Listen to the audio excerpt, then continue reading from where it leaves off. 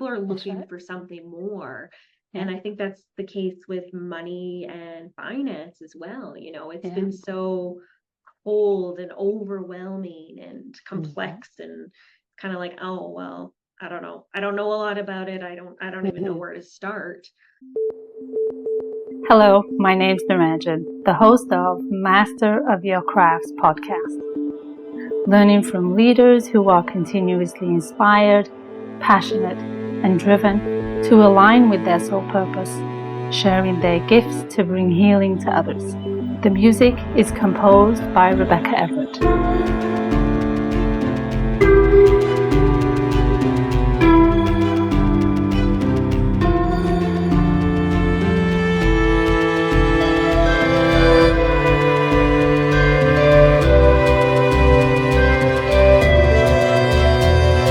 Today is episode number 166, and I spoke with Brooke Dean, a CFP and a financial expert who draws on over 20 years of experience guiding high net worth women through financial clarity. Having overcome her personal trials, she empowers women to take charge of their money with confidence. Brooke also mentors, advises, and teaches investing 101 in Calgary. Enjoy the conversation. Hello and welcome to Brooke. How are you, Brooke? I'm well. How are you? I'm well. I'm curious, excited, and anticipating this delightful conversation we're going to have about you not only being in the world of finance, which is a very masculine driven industry, even today, we say that 2025, Mhm. but also in the space of why you chose to take that path and what was it that nudged you on that path to explore that version of Brooke that navigated you through into where you are. So I'm going to start with a really big, bold question. Perfect. Just the way I like it. What do you believe about yourself? And do you feel it defines who you are at this moment of time? Oh, wow. That's a Yeah, good it's a big question. one. It's a big one. Yeah. So who do I believe myself to be? Yeah. What do you believe about yourself? About Brooke and who I, she is, your background, your industry? Mhm. yeah, I think yeah, after my lifetime of experiences and ups and downs and traumas and working through traumas and working with all kinds of people through my financial career, I would say that I'm a very, I definitely have a lot of empathy. I'm one of those people who just takes on all the energies around me. I've Mhm. actually had to learn how to deal with that better. It's like Mm. going into a really busy room or a networking event or a party. I just Yeah. feel all that energy and I feel it very overwhelming. But I Right. love talking with people one on one or Mm. two on one because it's more, you can handle that energy. So I've definitely Yeah. realized I'm sensitive to that over the years. Right. And I think I just have heart for people. That's really developed. Mm. I think I've always had that, Mhm. but as I've seen what people have gone through and just how resilient and caring people can be, it's just Mm. made me love people even more and just want to continue to help people. Mhm. I love that. Has it always been the financial sector for you?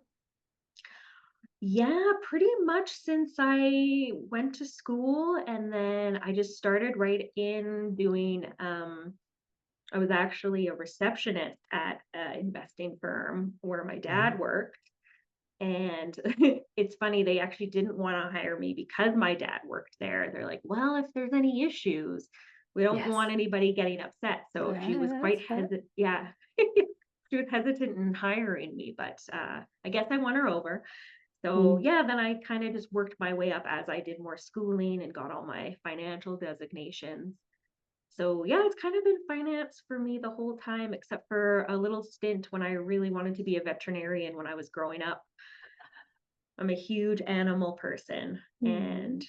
yeah, after I think 6 months, I volunteered at a vet clinic and realized, seeing these sick pets and all that was Mhm. not for me. I think I'll just keep to having my own pets. Yeah, yeah, sometimes that's a better way to nourish yourself, I guess, rather than having Exactly. to go into an industry of it. Yeah, that's interesting. That's interesting. So, would you say that this is part of a calling for you?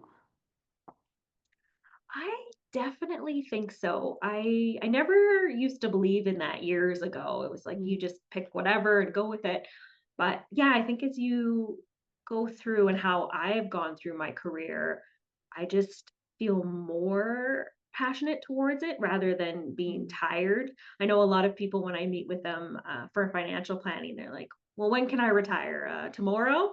And I'm not in any, rush to retire. I love what I'm doing. I could see myself doing it for, as long as I possibly can. And Yeah. it never gets boring. There's always so many different scenarios and family dynamics and, work dynamics. And I love it. It really keeps me interested in it. So, what is it that keeps that fire, if you will, burning for you? Is it the non-normal? So is it the variety and the challenges that what people come to? Because everybody comes from many different walks of life, but perhaps majority of them are T4 people. They work for 9 to 5 and they have a job and they get paid. So that scenario is pretty much the same. So what is it that keeps you, let's say, on your toes and still in love with this profession, having been in it for at least 2 decades? Yeah, yeah, definitely not the 9 till 5. That's for sure. I don't think I could do the 9 to 5. I think I stopped doing that a long time ago. Uh, when you first come into this business, you're working weekends, you're working nights, you're meeting with people Yeah. whenever they'll meet with you. And, it's just that drive and adrenaline, I guess, to make it. But yeah, Mm, you get to a point where you don't have to work as many weekends or evenings, or if at all, if you choose. yeah. And yeah, it's just at this point now, it's not about, how many clients can you bring on or how many assets. It's finding people that I can work with who I really enjoy working with and who I think I can actually help. And Mm, yeah, again, finding those good people who want to do good things in their life, but they don't want to have to worry about the financial side of things. They're like, mm. nope, Brooke, you go ahead. I have other things I want to focus on. Right. Yeah, that's sometimes the best part, right? Yeah. Hmm. When somebody can really hand it over and not hover against you or over you to say, actually, I want you to do it, but I want you to do it my way. Yes, I've definitely been Mm, through that before. hmm. Certain people definitely want to just run everything by you, but decide to do it themselves. Sure. Or yeah, they're micromanaging what you're doing, which yeah, Yeah. it can be hard because you're the professional. So Yeah. it's sometimes you have to have those hard conversations, those crucial conversations of Hmm. maybe it's best to just, do this yourself. It seems like you're interested in it. Why would you pay somebody to do Sure. it if you want to take the That's time? fair. Yeah, Yeah. exactly. And those are big, bold conversations, right? I mean, I have a similar perspective, or in my industry of people cleansing and clearing energy in people, places, and aligning with their soul and their own energy. And they're like, well, I could put some sage and deal with it and get it Right. done. Watch some Yeah. YouTube videos and it'll be okay. Okay, if you choose to do that, then you choose to do that, and that's completely fine. So I imagine every industry has its own warriors who want to do it themselves. Exactly. And I think, Naranjan, that's a really good point is, there's the YouTubers of the world and the do-it-yourselfers of the world, Hmm. but there's something to say about just that one-on-one, like having a real person help you with your specific situation. I Right. think that makes a world of difference versus, yeah, read the 10 to-dos and you'll be fine. Just, Yeah. save yourself from the money and do it yourself. Yeah. Yeah. Yeah. Absolutely. And to that also comes a cost too, right? Exactly. It comes a cost in your own time, your learning curve. And yes, we can all learn some great things from other people and doing things ourselves. However, I wouldn't perform a surgery on myself following a YouTube video. So money can kind of fall into that bracket in terms of managing it and the projections and taking care of things. So I imagine it's an interesting industry for you. Yeah, and I always use well, I don't use the surgery, but I like that one. We always use the dental one, you know. You can go buy the dental tools, you can watch Yeah, the YouTube, get the books. But do you really wanna, perform your own dental surgery or even clean your own teeth when it comes to all the tools they use? that's right. So yeah, exactly. There's Yeah, you can do a lot yeah. of things, but you might or you probably don't want to. Yeah, it's a little bit challenging for sure, for sure. Yeah. So you've been in this space for at least 2 decades and you've grappled with how to support people in different stages and phases of their life. And to maintain that love and that passion that you have for this industry, what do you feel are some of the attributes that keep you in check, if you will? Because perhaps, like any industry or any career path we all choose, we can veer off path. So, what is it that brings you back on center to reconnect with this purpose and an element of a calling that you are embarking on? Yeah, I love that question. And you're right. It's not like you pick a certain career and, for the next 20, 30 years, you never think about anything else. There's Yeah. definitely been times, when it's gotten really hard or, just life can be overwhelming and sometimes work just feels Mm, overwhelming and you're yeah. wondering, is this still the best fit for me? And that's kind of, yeah, where I sit down and I go, well, A, what else would I do? Do I want to go back to school? Do I want to, retrain and all of that? And I feel like I'm really good at what I do. So I feel like it Hmm. would be a shame to pivot unless I, had another calling that I really wanted to do. Hmm. But for now, yeah, I keep checking in and it seems like this is where I need to be. And certain things just kind of open up as like, you keep walking and those doors open up that you never even thought you'd walk through.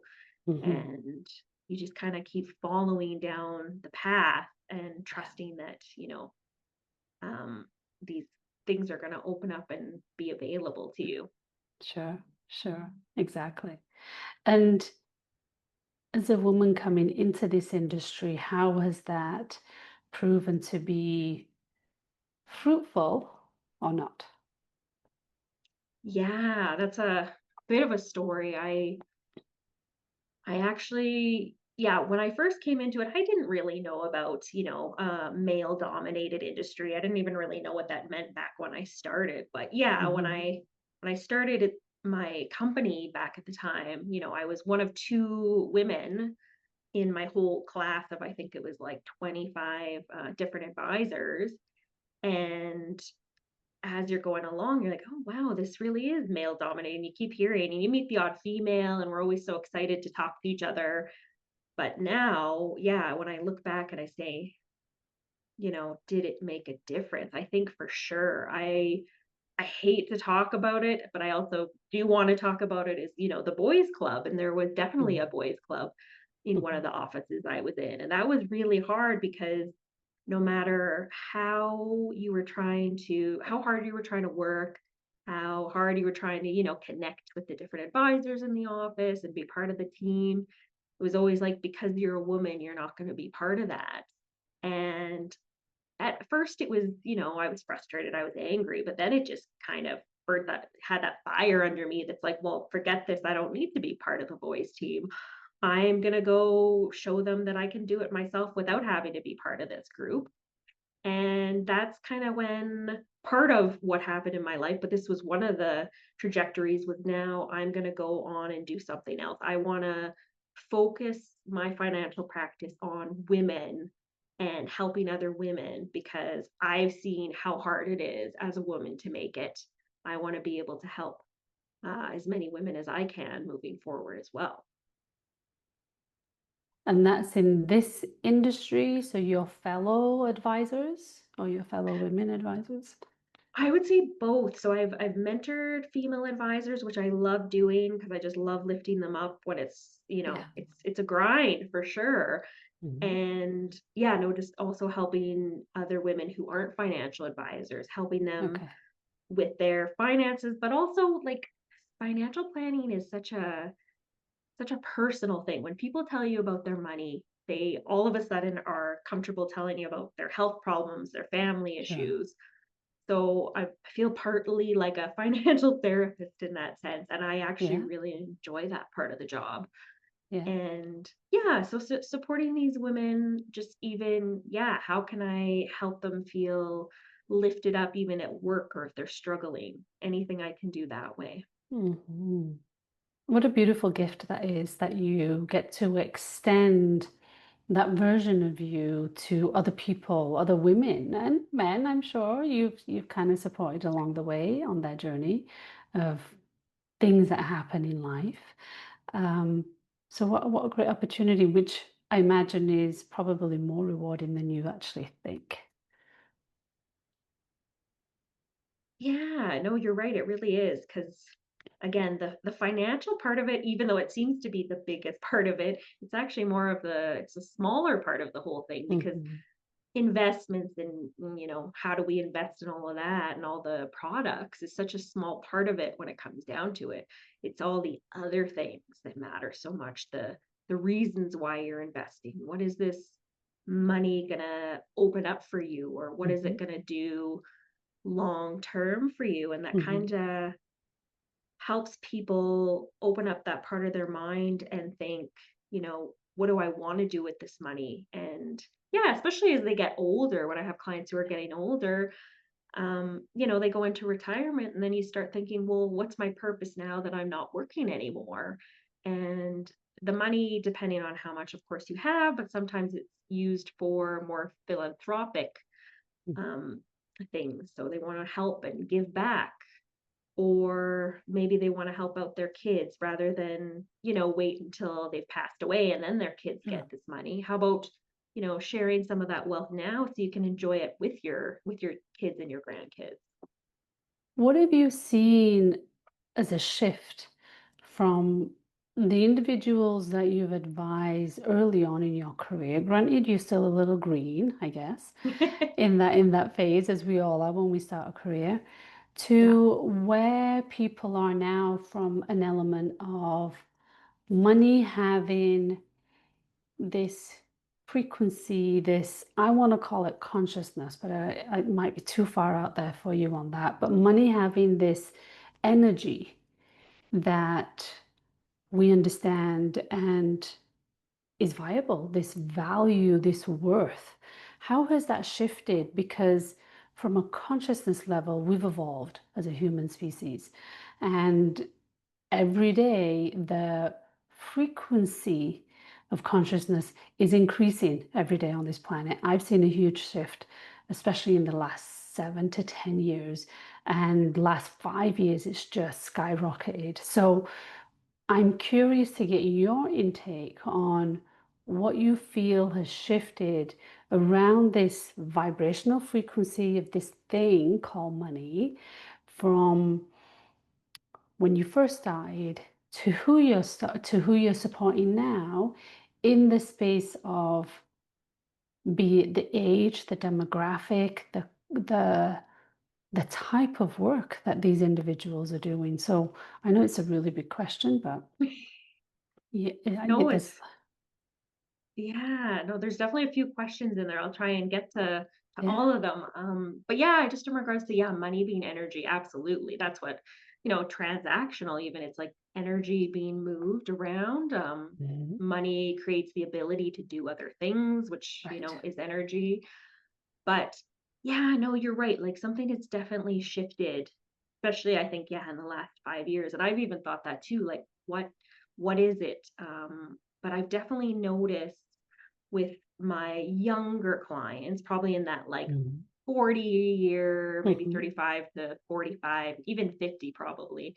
Um, just this, there's not that need to like hoard all this wealth and like put away as much as you can, try and, be as frugal as possible. Don't treat yourself. You gotta, get Right. the sales and all that.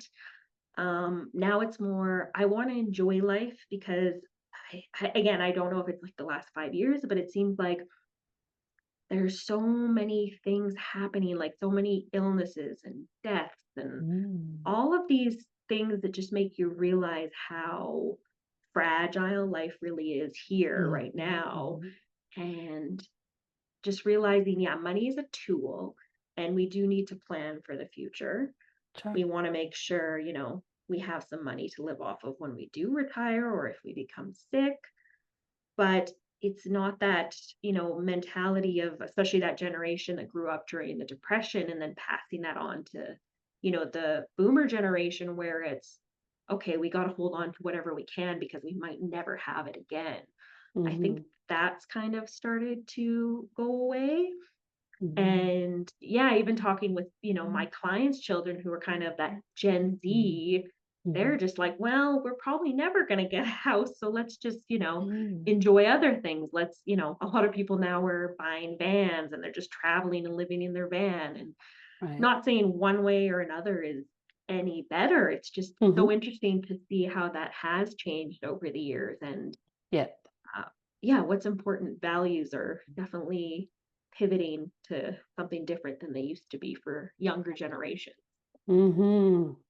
Do you think part of that is because they have surrendered perhaps to the narrative of you're never going to be able to afford to buy a home at Yeah, $3 million down the street, like that's not even exactly. possible for you. So is it because of that that they've made some of these choices, or is it a self-worth or an opportunistic lifestyle or mindset situation? Where do you think that narrative comes from for them? Yeah. Yeah. No, yeah, I think part of it is for sure that I can't afford, the $3 million house that my parents bought for $100,000. Yeah, That's yeah, definitely frustrating for a lot of the younger generation. yeah. But also, yeah, seeing that or changing the narrative, like you said, on that self-worth, that like Yeah, seeing value in yourself further than, what's in your bank account or how many right, investments you have.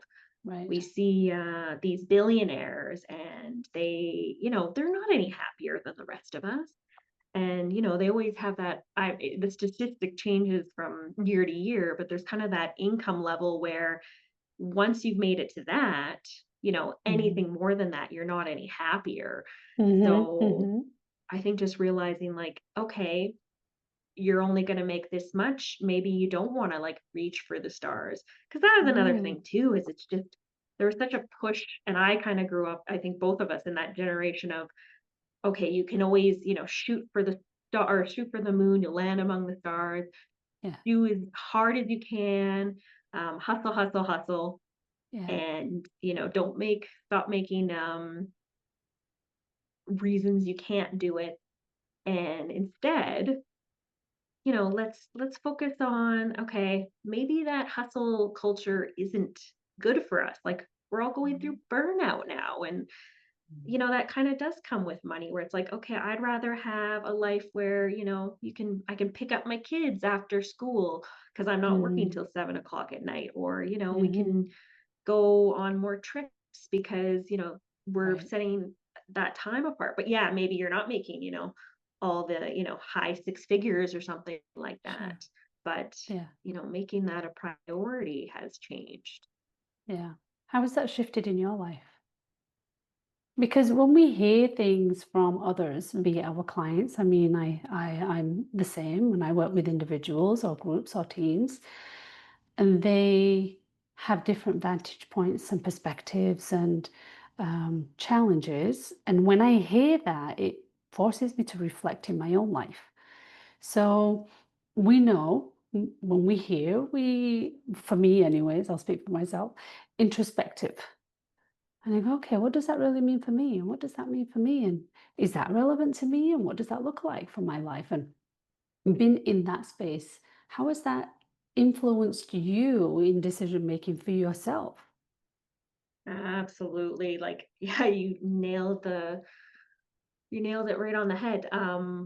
Yeah, you meet with all these clients and you go, well, what about my life? What am I doing? Mhm, And you're right. That's where I was doing the grinding. I was hustling. I was working all the time. And when I wasn't working, I was feeling guilty that I should be working. And I've actually had to, yeah, look at my life and go, well, what's important to me? Mhm. And I've actually had to work really hard to not feel guilty when I'm Mm. resting or, taking some time off. It's just Yeah. interesting, my whole life I built up thinking these certain things, and now I have to kind of break down some of those beliefs and Yeah. rebuild up new ones that are, I think, a lot healthier. Yeah. So you followed your father's footsteps in this industry, very male dominant industry, even today. How was some of those, I would imagine the transference of not only the industry itself and how you can make it successful and do it, because if your dad can do it, I can do it. And often as kids, we don't see gender, right? So we don't really know what's really out there in this thing called the world and how politically charged and um, incorrect it can be for many. How do you feel some of his belief systems and values as a man has transferred over to you as a woman in this industry and that made you second guess your trajectory and your reason for being in the industry? Did it make you question it at all? Mhm. Yeah, I think I got really lucky with my dad. My dad, he has such a Mm, soft heart, and he's always loved other people and helping other people. So I kind of, yeah, when I started in this industry, I'd see how he was, especially when we went on client meetings together, and just see how he talked to people. And versus when I went on other appointments with other men in the mm, industry, it was a little mhm, more of that ego driven, like I need to prove myself that I know this, this, and this, mhm, versus my dad, he didn't feel that need to prove himself, mhm, which I think, doesn't matter what gender you are. That just kind of made me who I was and what was important to me starting out in this industry. And when my mom passed away in 2011 and my dad mm, had to step back, that's when I really had to think, I want to continue on this legacy of what my dad's been doing. And he mm. worked so hard. I don't want that to go to waste. I want to Right. continue on this and, build up this practice that we could have done together. But now I'm going to do it by myself right now. And Yeah. that's okay. It's hard. I had to grieve that. Mm, But I want to make him proud and, mm, yeah, make my mom proud too. mhm. Do you think your mom foreshadowed some of the challenges that you were to come across before you actually got there? Yeah, definitely. It was one of those, your mom tells you something and you're like, okay, but then later on you're like, oh wow, she knew. My yeah, my mom, she grew up in a family where her dad was not at all supportive of, women in the workplace. Mm, Women should be at home. Like my mom's mom was a caregiver at home. She was a stay-at-home mom. So when my mom actually wanted to go to university to be an engineer, her dad said, "No, women aren't engineers. You can't do that." And unfortunately, he okay. talked her out of that.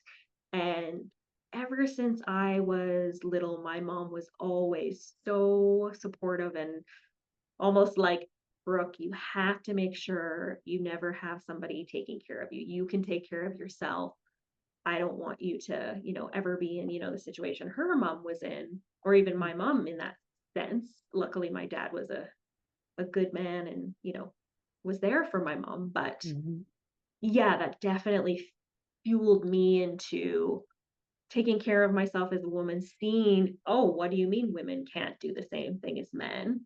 I yeah. hadn't even heard about that before my mom told me her engineering story. And then, Mhm, yeah, as you get out into the workplace and you start to see these things that, you didn't really notice that stuff in school.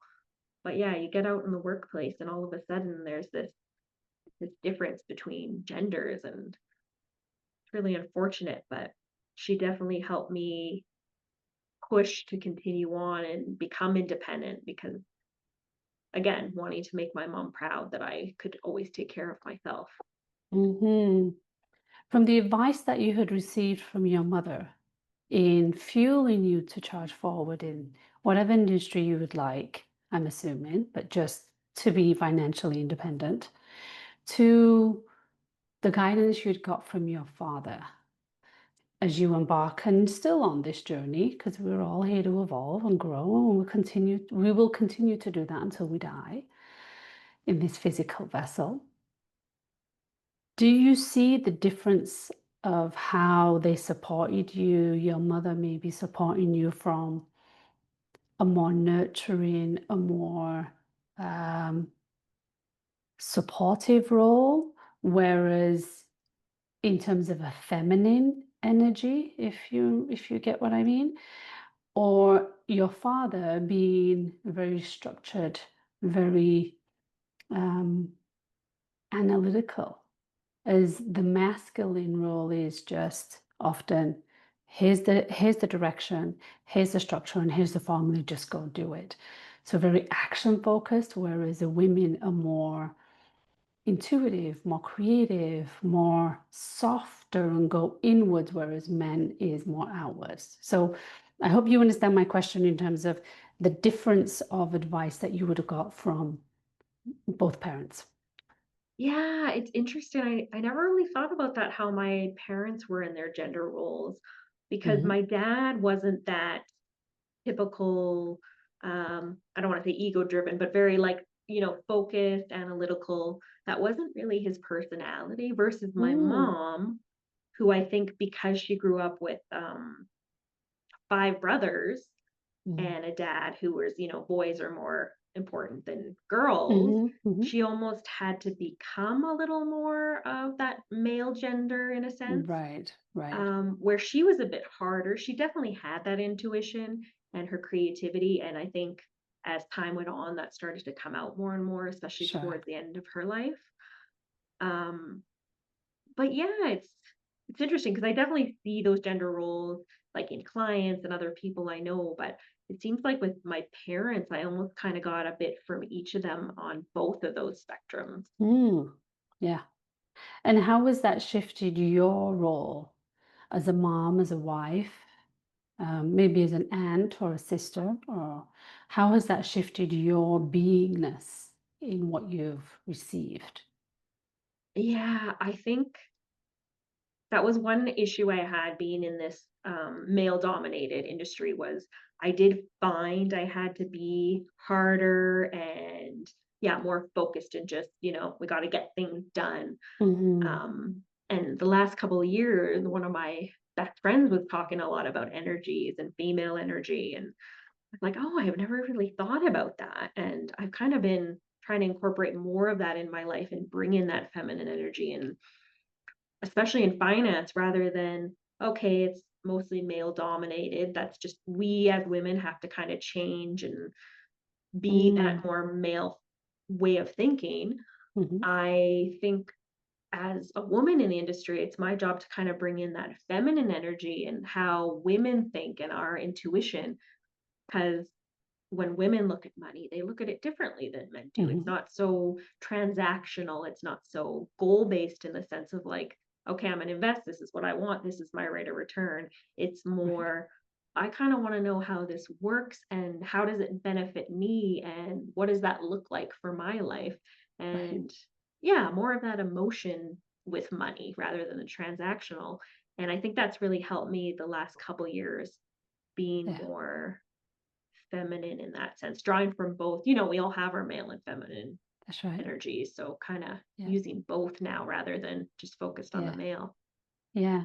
How has that shifted your dynamic with your husband? As have you seen that shift in how he operates? And I'm actually even curious if you're open to sharing what industry he's in. Yeah, I was actually going to say, so he's actually an engineer, which is, you're very masculine, analytical. Yeah, yeah, very So, much. Yeah. and he is definitely that, like if you describe the male brain ego mentality, that's him for sure. Uh-huh. And so that's definitely been interesting for me being married to him and trying to get that softer side from him. And Mhm. even just, yeah, when we talk, I say, "Can you be less transactional when you talk to me?" Mm. Um, and kind of teaching him that, more female side of things where it's like, I want to be, you can ask me to do something and it's how you ask me. And Mm. he thought that was, oh, I just thought, if I ask you this, what does it matter how I say it? And so kind of Mhm. teaching him that has been Yeah. really interesting. It's quite a journey. Relationships are a journey and a half, aren't they? Make sure Yeah, are. very much so. Very much so. So you're on this path intentionally, and you know it was perhaps a little bit of an uphill stream or upstream swim. What are your intentions with being in a place of playing with this thing called money and energy? Yes, Mm, continuing this legacy of your father and owning your own independence and fulfilling all those pieces of joy that you get through these dynamic conversations. Is there one strict why or focus or point in which that drives you every day to do this? Because you can still say thanks, but no thanks, and decide to go to veterinary school. that's That's true. still a choice, right? Hmm. Yeah, I would say what keeps me going and what kind of encourages me to continue to look for new opportunities in this same industry. I think my daughter is the reason for that. Mm. I want to show her what she can be and not ever make her feel like, whatever job she decides to do is right or wrong. If you make more money or you don't make more money. I Mhm. just want her to see a woman who's strong and independent, but also isn't angry because I felt, I was angry for a long time being, Mm. just kind of past relationships where, I've been Mhm. hard done by and now I'm going to prove a point. And Right. but now it's just it's a softer reason why, and Mm. just, yeah, doing this for my daughter. So and the Yeah. next generation for sure. Like Yeah. what the generation did for us, I want to do that for the next generation and help them out. And especially, yeah, how we look at money, how the energy of money feels, all of that. Mhm. Mhm. So I would say that's my why. Okay. How old is she, and what's her perspective on this thing called money? She's 4, and her perspective of money is, "Mom, Dad, you pay." Okay, got And, it. we always say, "Did you bring your wallet?" "No, but you'll get this, right?" But, Okay. we do teach her, kids get into the, like, "Oh, I want this," and they go, "No, Sure. not this time." Or, "Think about it. We'll put it on a list. If you still want it at Christmas, you can ask Santa for it." Right. So, kind of Right. postponing that, Yeah. gratification. Sure. Yeah, I was under the impression she was older, so I thought That's it would okay. be yeah, yeah. But 4-year-old, yeah, okay. If she brings a wallet, she's a really smart 4-year-old, that's for sure. So, so that's pretty cool. How do you feel the industry is to shift moving forward as we evolve into this space and narrative of energy of how people and industries have become more aware as to the influence of energy and what it is? I mean, traditional Chinese medicine, acupuncture, Reiki, and retreats and mental health, and all of those pieces have become a little bit more mainstream, so a little bit more understandable. And for anybody in that space of curiosity, will perhaps reach to a phase or a stage where they recognize it's this thing called energy, regardless of whether you're a believer or not believer, but leaning into this, that there's something bigger and greater than you and I that's that's in play, that we get to play with in tandem with. So where do you see that this industry going from that perspective? That's a really interesting thought. I I know exactly what you mean with, even like Western medicine versus Eastern Yeah, medicine. People are that's looking right. for something more. Yeah, And I think that's the case with money and finance as well. It's yeah. been so cold and overwhelming and Mhm. complex and kind of like, oh, well, I don't know. I don't know a lot about it. I don't even know Mhm. where to start. Mhm. Versus, I think kind of there's almost that warmer energy if we're talking about energy when it comes to money. And I'm hoping that, I can be a part of that. Mhm. And looking at, how has money affected us over our lives? Mhm. Is there shame there? Is there guilt there? Um, some people who didn't grow up with a lot of money and then all of a sudden they have money, they feel guilty about that and they Right. wonder if, am I okay to have money like this? Mhm. So yeah, looking at more of, what does this energy do? Like I love looking at it like that rather than money. Yeah. What does this energy do for me? Mhm. And how can I use that to, and I know this sounds a little cliche, but make the world a better place because Yeah. what are we here for? I think we're here for each other. We're here for relationships. Yeah. And, if money can help us build those relationships and help other people rather than kind of hoarding that energy. And that's a good point too. Like looking at people who have, it's almost that mental illness where you just need more and more money. There's never enough money. Mhm. And what is that energy doing to those people when they're not Mhm. sharing it? Mhm. Yeah. Oh, That that's really scarcity interesting. mindset, right? Mm. Exactly, exactly. Yeah. It's an interesting world that we live in, and I think it's even more interesting at the juncture that we're in. And there is so much energetic shift and transformation that's happening over the throughout the world and planetary systems to a certain degree too, because it all has a Mhm. beautiful ripple effect. And we're very lucky to be here at this moment of time. So I'm definitely counting my blessings for sure. I love that you That's for say sure. that. Yeah. Yeah, Yeah. so many people, they focus on everything that's wrong in the world, but there's so many amazing things going on that, Hmm. we Yeah. don't think about and you don't see on the news. And hence Yeah. why I always tell people, stop looking at the news. It's just going to make you sad and it doesn't reflect a lot of the good things going on. That's right. And perhaps talking about the news is we're coming full circle. I feel in many ways. One is this thing called energy, this thing called money, and how we had this huge industrial age and technology age of social media or media because it became less social. And Yeah. I think we are now in a position of putting that aside and having these dialogues, human to Mm. human. So I think there is that full circle moment, luring, should I say, not far from us in we want the human connection.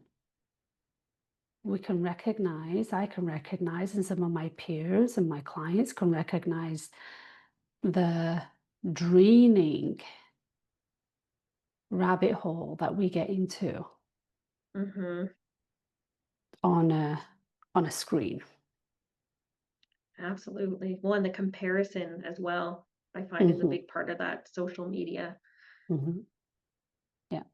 And it has its beautiful pieces there. So it has lots of Mm. really great information. I mean, look, there's no way Mhm. I'd have been able to talk to you. I'm in Toronto and you're in another province. So, hey, the media piece allowed me to do that. So I'm grateful for it. But in terms of truly building connection and having that humanistic real experience, which is what I believe we're truly here to have. Mhm. We're truly here to have that. So I think it's a beautiful gift that we have and a beautiful gift that you're striving and I'm thriving, if I may say, to supporting other women in their business adventures, in their own goals, and whatever they want life to look like. So, what a gift that is that you bring to the industry. So, thank you. Well, thank you. Thank you for everything you do. Hmm. You're welcome. You're welcome. It's a big bag, but I don't think I would have it any other way. Exactly, right? I wouldn't have it any other way. So, what would you say to, let's say, your daughter who says, you know what, Mom, I want to be like you in your industry? What would you say to her? I mean, I would probably be very excited, selfishly, because I think that would be really neat to have her as the 4th generation.